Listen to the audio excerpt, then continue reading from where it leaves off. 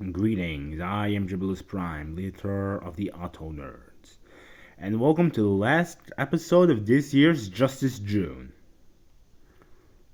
Now, I'm going to cover Justice League Volume 2, A Villain's Journey, story by Jeff Johns, art by Jim Lee, and letters by Scott Williams. What did Scott Williams do in this book?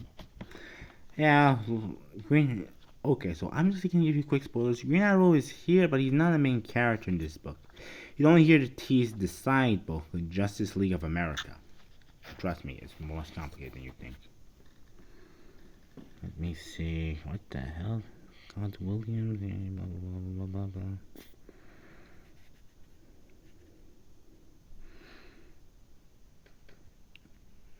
blah. Oh, pencils and inkers.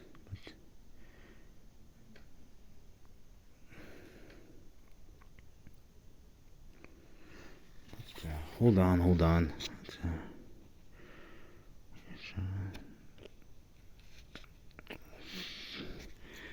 Pinch pencils. What's itself in your lighting? Anyway, here's the front of the book.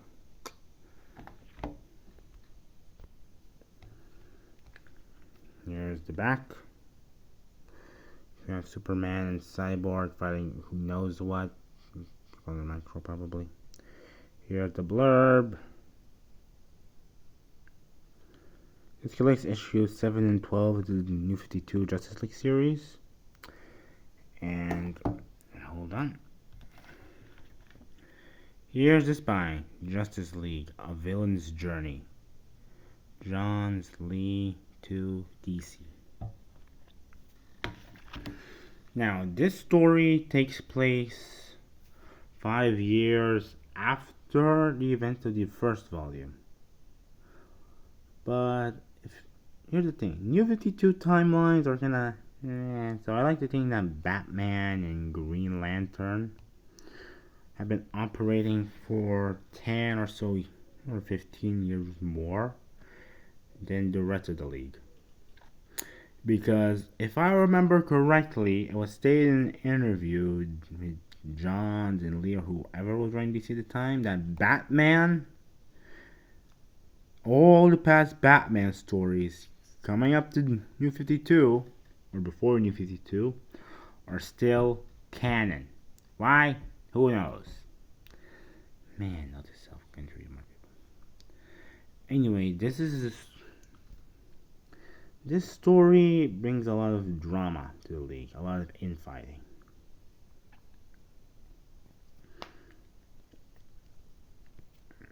It introduces Steve Trevor into this continuity, and the Justice League get their funding from the United Nations for the Watchtower, anyway.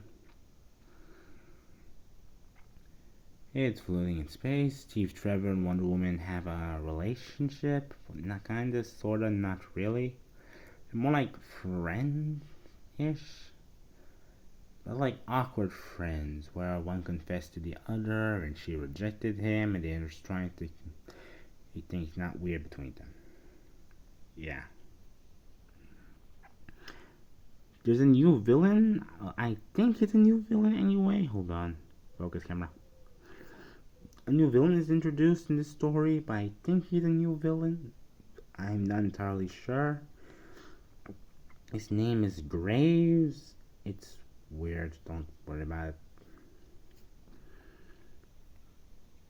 The League has to go through so much in this book. Well, not so much. If anything, the punching bag is the storyline Steve Trevor. I'm just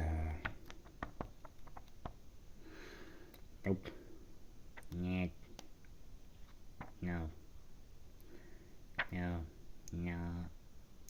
Oh, I forgot. Martian Manhunter is in this book. Yeah, he's only appeared like a few sparse appearances in this volume.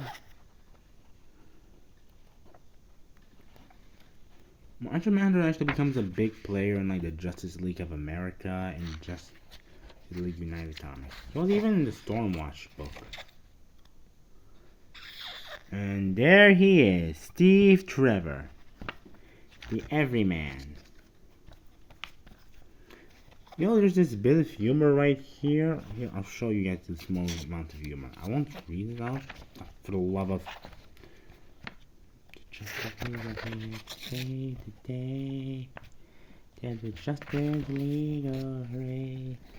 It's basically Batman trying to coordinate a plan. Green Lantern interrupts him by saying, I think you're forgetting something. Hold on. We're the Justice League. We got this. Green Lantern moves away. Flash says, sorry man. Once everyone the League stares at him, and Batman says, just go. They got me, this part got me a good chuckle when I first read this. Let's see. I can't really summarize this story well enough, to say the least. All I know is that Steve Trevor, not all I know, all I can share with you at the moment is Steve Trevor's The Punching Bag. Him and Wonder Woman are kind of sort of friends. I mean, they are friends, but not fully played. But in the end story, the League are kind of like a team, but they do have a lot of infighting, showing they're not fully friends for some reason. Yeah. There's a time with the Court of Owls storyline, which was going on in the Batman books. I don't know why. Maybe it was like DC mandated. It's saying, there's this new hip Batman story called Court of Owls. Let's put some tie-ins in the DC comics we're publishing at the moment, just because we feel like it. Early 2010s DC, you are something. Or were something.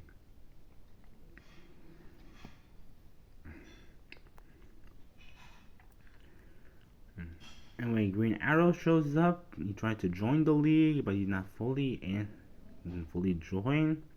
Steve Trevor recruits him into something, which would later be the New 52's version of the Justice League of America. The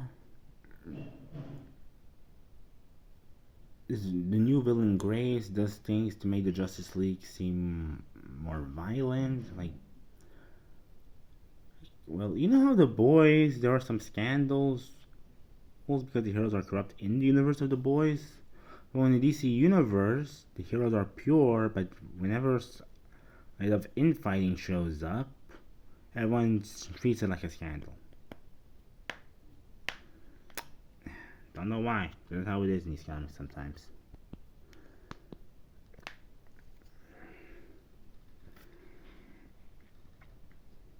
What else can I know there? Oh yeah. When Graves is defeated and put in prison, Amanda Waller shows up to recruit him. Well, not recruit him, but more or less tells him that she's also distrustful of the Justice League and asks him to write a book. And the book he's writing in universe is this. It has the same title as the volume, The Villain's Journey. That's something. And also, side note, this isn't really a story thing, but I just want to say this. My plan for the next few months is to collect every single volume of the New 52 Justice League comics series. I already have 1 and 2. I just need 3, 4, 5, 6, 7, and 8. And New 52 Justice League, all done, mi amigo.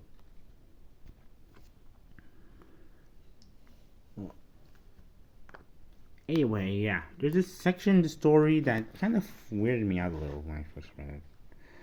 Not you variant covers. Hey, look, the variant covers. Green Arrow standing triumphantly with the League. Oh, I don't know, but I feel like if you were a Green Arrow fan in the 2010s and you saw this cover for Justice League comic, you would be disappointed.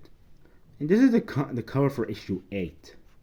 This is the main cover, this is the variant. Oh yeah, I forgot. In the end of these New 52 Justice League volumes, there's always these occurrences from Pandora. That's the red chick right here. Her name is Pandora. Add in Pandora's box, Pandora. Hey, look. Here's the tease for the team. Alright, I'll read it for you. I will take the world most dangerous. Jeff John. Justice League of America. Alright, let's see. I recognize Hawkman. There's Simon Bass Green Lantern. Stargirl. Katana. Green Arrow. Martian Manhunter. Steve Trevor. Catwoman. Weird. And I have no idea who this guy is. Does anyone know who this character is? Let me know in the comments. Because I generally have no idea. Let's see. Yeah. Hold on. There's also some other stuff right here.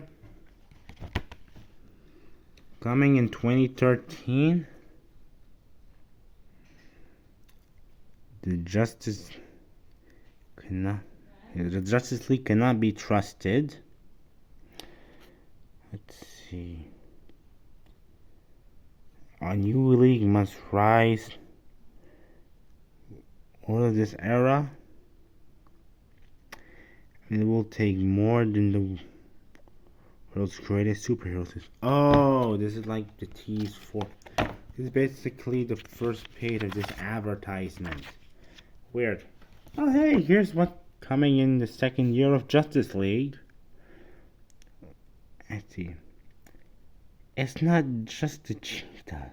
Not just the cheetah. That's who she's working with. Hi, Wonder Woman boobies. Or Wonder Woman. Yeah. Aquaman marching. Alright. The Justice League may be the only ones who can stop Atlantis. Hey, Shazam! Good to see you again, man. You aren't so tough, Superman. That's weird. Billy Batson's a fan of Superman. Also, you know what? Screw it. I'm just gonna call this guy Captain Marvel because that's his original name when he was created in the 40s, and nobody can change my mind. This is Captain Marvel. He's cooler than the one Marvel has. That's a fact. What that mean? Oh, hold on.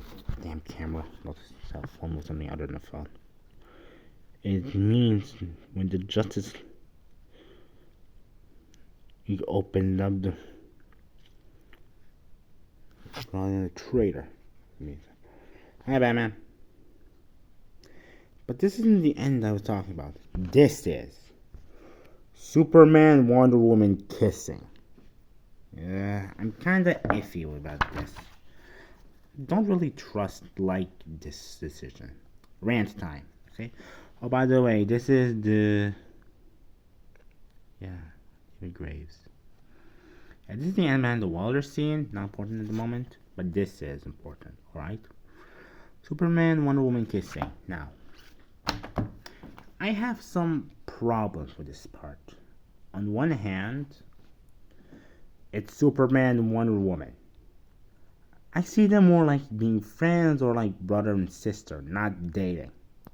This could be my bias since I did watch the Justice League animated series on YouTube when growing up.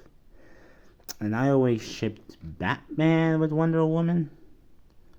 So that could be that. And the second thing, DC at the time were being stupidos. Not stupids, because there were still some good books coming out that year. For example, the New 52 Flash comic, the New 52 Batman comic, Shazam thing, and the New 52 Green Lantern Corps. But here's the thing about this. Superman works best when he's paired with Lois Lane or Lana Lang or whoever. Hell, it could even mean Supergirl because there was one book in the Silver Age where those two were a thing. I wish I was making that up, but I am not. And they're cousins too. Weirdos. Weird. Anyway, it's in reason 3. It was in the Frank Miller comic All-Star Batman Robin. Now, do I recommend you read that comic? Hell no. Read it at your own risk. Let's go if you're a masochist or a sociopath or something. But in that book, Superman and Wonder Woman also kissed and were kinda sorta a couple. Not fully, sorta. I have no clue.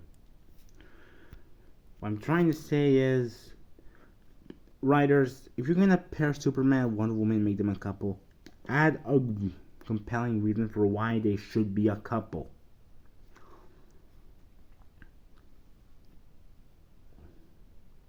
Because Lois Lane was Superman, okay. Lois Lane was Superman, sure.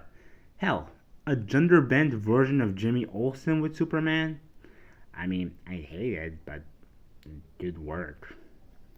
But, but Clark Kent with Diana Prince, Diana of Themyscira with Kal-El of Krypton? Hell no. And action and a reason instead of some forced kiss. I don't know. Anyway, do I recommend you read this book? Yeah, sure. It might have some things you don't like the usage of Green Arrow. Oh, but it's overall fine. A fine read. I give it a. Ooh, wow, I didn't add the star the rating system in the last few videos, did I? Crap.